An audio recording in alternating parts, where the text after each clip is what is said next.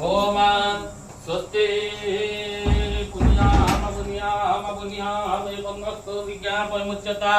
गोब्राह्मणेभ्यो शुभं भवतु राज्ञपदान शान्तिर्भवतु गोत्रज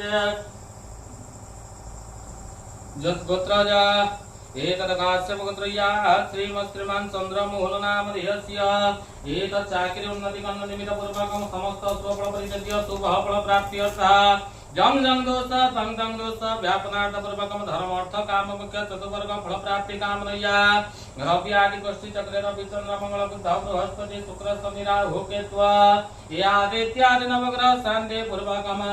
मम ददमानस्य चाकरी उन्नतिकरण चंद्र मोहन नाम यस्य चाकरी उन्नतिकरण निमित्त पूर्वकम